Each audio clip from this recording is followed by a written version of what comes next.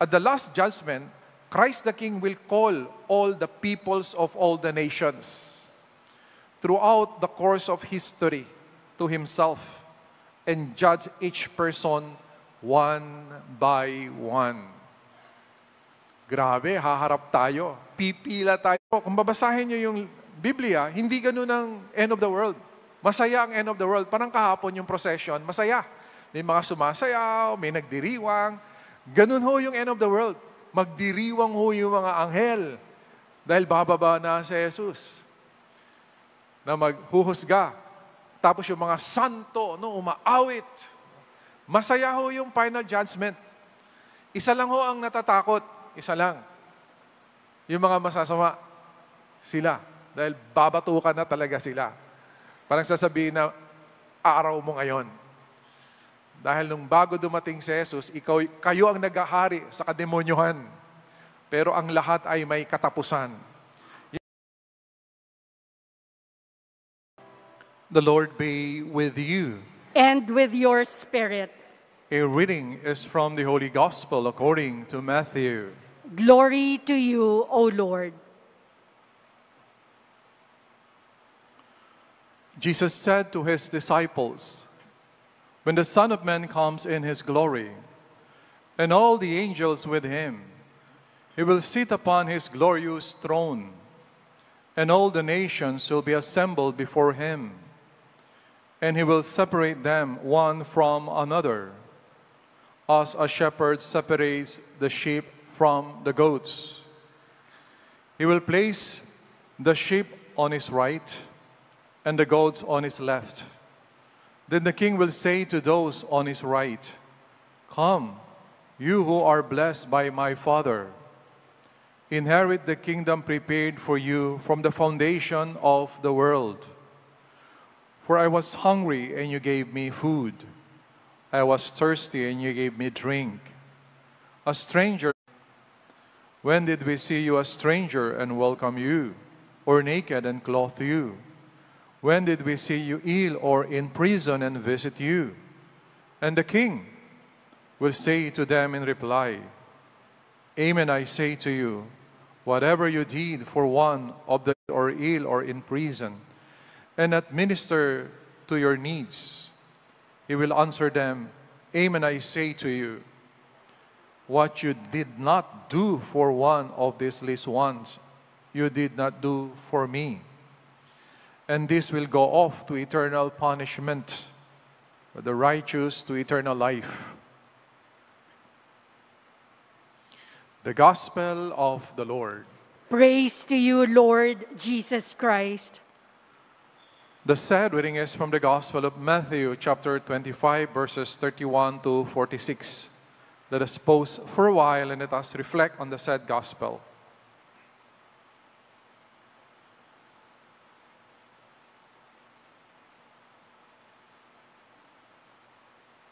Magandang umaga po sa kanilang lahat. Magandang gabi po, Father. Muli po na may ngiti sa ating pisngi at galak sa ating puso. Batiin naman natin yung mga katabi natin. Magandang umaga. No? Good morning. Magandang umaga po.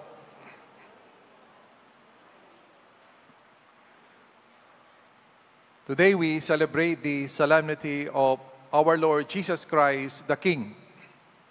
Paano po naging hari si Jesus? Yan yung laman ng ebanghelyo natin ngayon ayon kay San Mateo.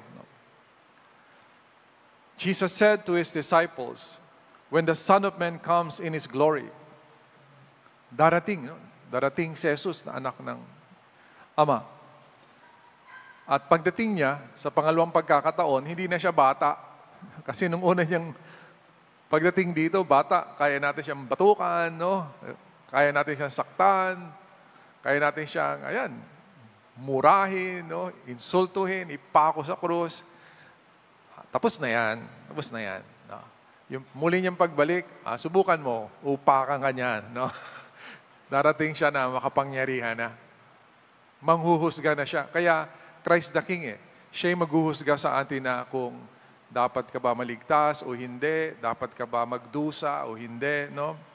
Kaya, yun ang pinagdiriwang natin yung darating na panahon. bakit wala pa yung pagdating ni Jesus, pinagdiriwang na natin? Sa Tagalog, may kasabihan na walang mawawala kung mabait ka sa kapwa. Amen? Walang mawawala. Pero malaki ang mawawala sa'yo pag masungit ka o salbahay ka sa kapwa. Bakit? Alam nyo, kahit hindi nyo kakilala yung tao, subukan nyo lang maging mabait. Bakit? Baka balang araw, magsalubong kayo eh. No? Kaya never underestimate anyone. Try to be nice to everyone. Halimbawa, masungit ka o may binatukan ka, may minura ka dahil masungit kang tao, nagbakasyon ka ngayon sa Mindanao. Ay yung binatukan mo pala, commander ng MNLF na nagbabakasyon sa Manila. Nagsalubong kayo ngayon sa Mindanao. Nagkita kayo. Kunwari, nandun ka sa isang resort. Nagkita kayo. Kasama niya na yung mga bodyguard niya. Wala, upakan ka talaga ng mga yan. Sabihin, yan yung sa Manila na mayabang, oh. Sige nga, kidnapin nyo. Wala.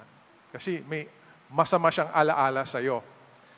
Pero pag mabait ka sa mga tao sa paligid mo, balang araw magsasalubong kayo. At maalala niya yung kabutihan mo. Sabi niyo, yung Manila boy, mabait yan. No, mabait yan.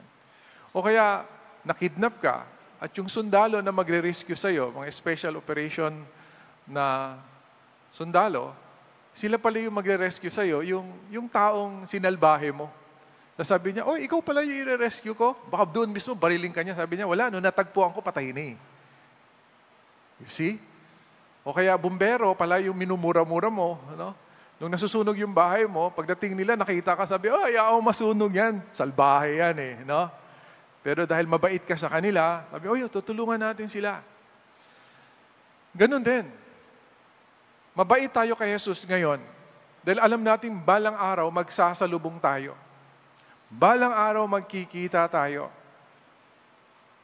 Parang kahapon, no, meron tayong procession, nung Christ the King procession. No?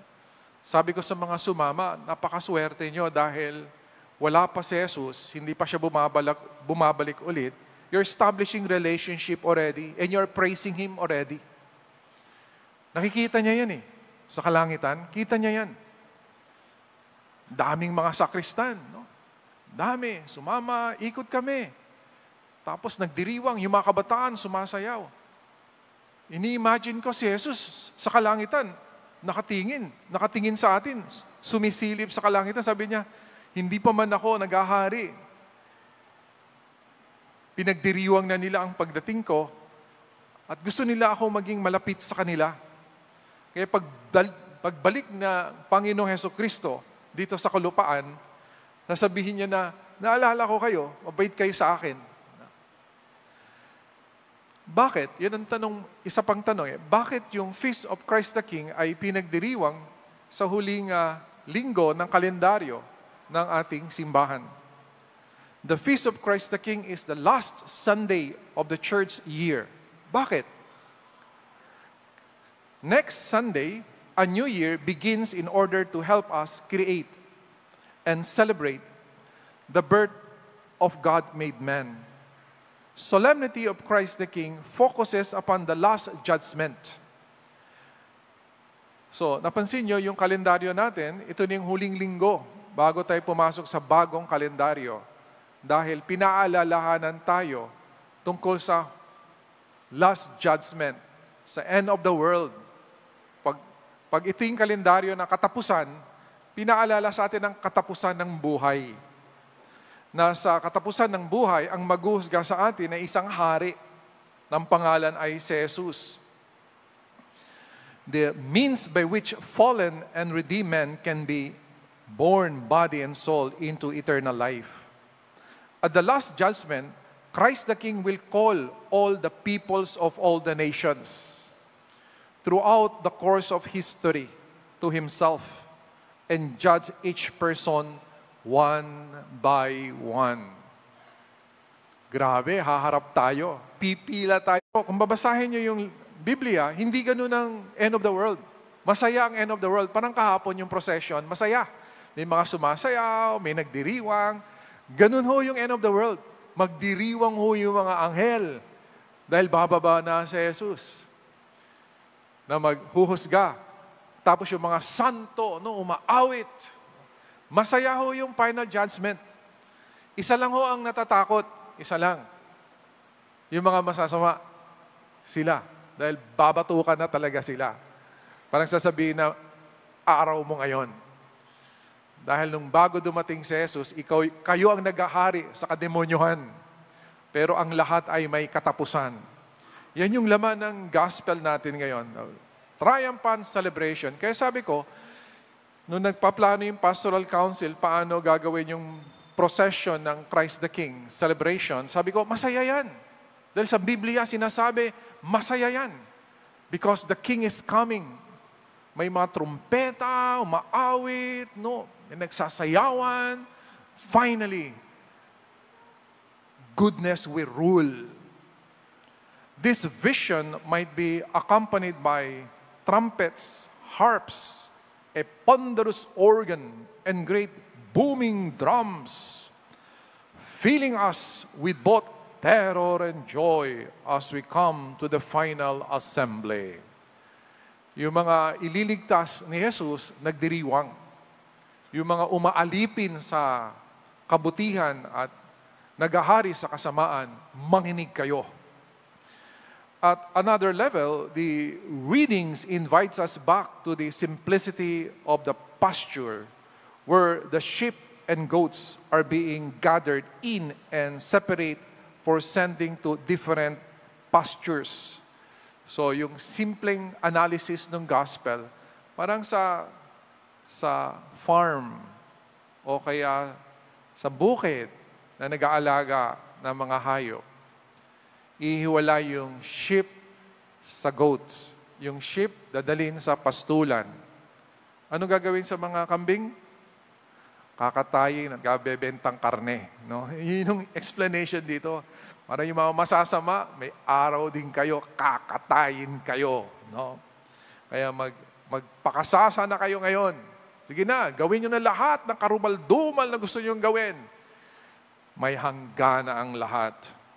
At kami naman ang magdiriwang. At still, another level, we might experience with Saint Ignatius of Loyola the call of the King that comes to us once we recognize that we are not God. Yun yung paalala sa atin. Hindi kayo Diyos. Yung mga masasamang tao, feeling nila Diyos. Namamayani yung kasamaan, feeling nila walang katapusan ng kanilang kalokohan. Sabi ni Saint Ignatius of the Loyola, hindi ka Diyos. Hindi ka Diyos. May Diyos na darating. Iyon ang haharapin mo. But that we are utterly loved by God. Hindi tayo Diyos, pero alam natin, mahal tayo ng Diyos, kaya magmahal ka. Bago dumating yung sandali, nahuhusgahan ka. And God desires us to share Trinitarian life and love. Not evil, not pain, not suffering. Kaya walang mawawala kung mabait ka sa kapwa Pero pag salbahe ka sa kapwa, babalik at babalik yan sa'yo. This imagination might be filled with a love song so resonantly sung us to draw each of us toward the beloved in a life of companionship and service for all those He loves. Today's feast invites us to recognize the task and the glory of this implies. Christ the King is most clearly seen as the one who lays down His life on the cross for the salvation of all from the slavery of sin. May nagtanong sa akin kung Diyos si Jesus, bakit siya namatay at pinako sa cross? Kung namatay si Jesus, hindi siya Diyos. Sagot ko, ang Diyos, ang lahat ay nagagawa. Amen? Ang salita ay lahat. Yun ang salita Lahat nagagawa. Tanong ko sa kanya, yung nagtanong sa akin, ang Diyos nyo, kaya bang mamatay? Hindi. Hindi siya Diyos. Hindi niya nagagawa ang lahat. Si Jesus, lahat nagagawa niya. Pati yung mamatay, kaya niya. Pero hindi siya nananatiling patay. Siya'y mabubuhay namang muli. Bakit? Lahat nga nagagawa niya eh. Ang Diyos niyo ba kaya maging tao? Ay, hindi. Nasa langit yung Diyos namin sa kaharian. Nananatili siyang Diyos. Hindi sa Diyos. Hindi niya nagagawa ang lahat. Ibig sabihin, your God is limited. He can only do so much. Pero yung Diyos natin, He can be there, powerful. He can be human like us. He can die. And He can live again. You can kill Him again, and He will live again. Lahat. Pag ang Diyos nyo ay hindi kayang gawin yan, hindi siya Diyos. Siya ay Diyos-Diyosan. Kaya, bakit bumaba si Jesus? Bakit siya nagdusa para sa atin? Bakit? He wants to establish relationship with us. Yun. O mga naririto sa nagsisimba ngayon, yung nanay at tatay nyo ba, nakita nyo yung kanilang pagsisikap na mabigyan kayo ng magandang kinabukasan? Nakita nyo ba yan? Hanap buhay mo ngayon. Naglalaba yan, mga damit nyo. Nagmamlansya yan. Nagluluto yan. Bakit ginagawa ng magulang nyo yon? Pakita niya yung pagmamahal niya sa inyo, yung sakripisyo niya. Pero kapag yung nanay nyo, walang pakialam sa inyo, pagkagising lang sa umaga ng nanay nyo, pupunta na sa plaza, magsusumba. Hindi naalala yung almusal nyo. Nagsumba.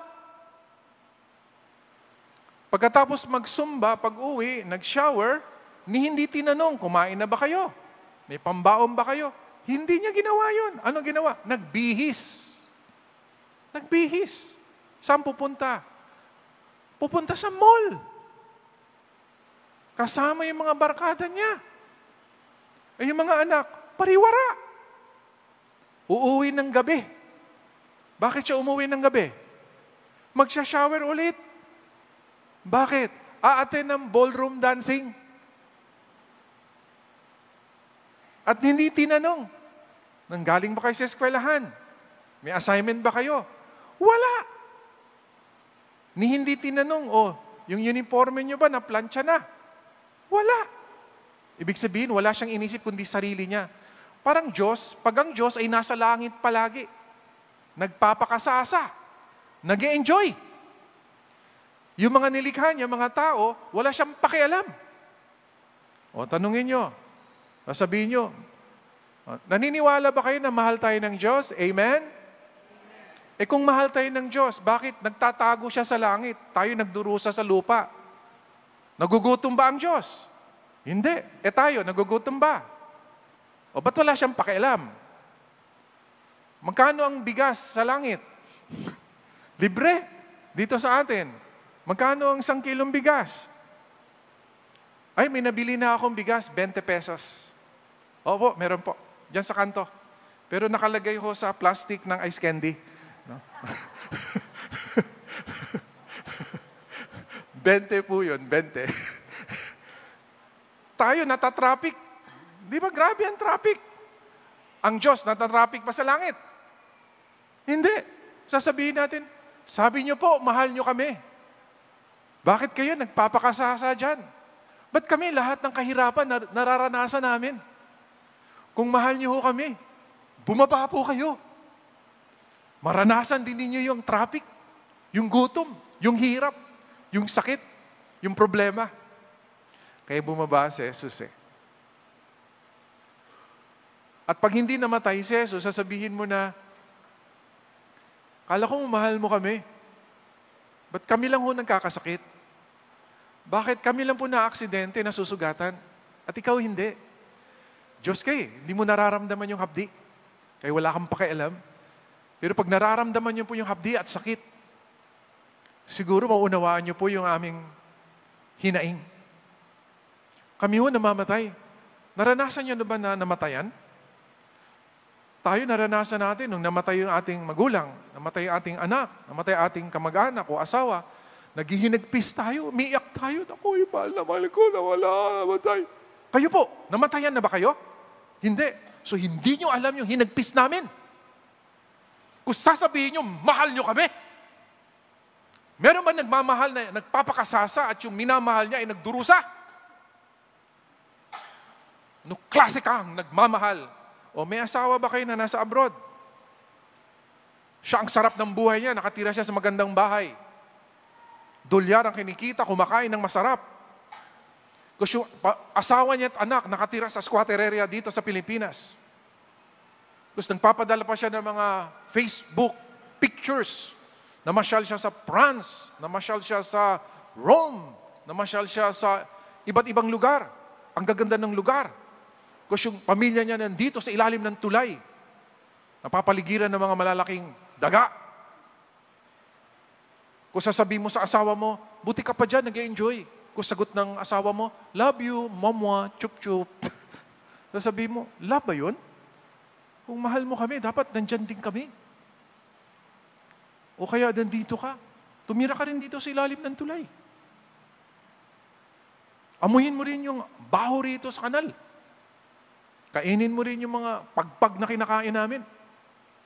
Diyan mo namin mararamdaman yung love is not words. Love is relationship. Love is being with the one that you love.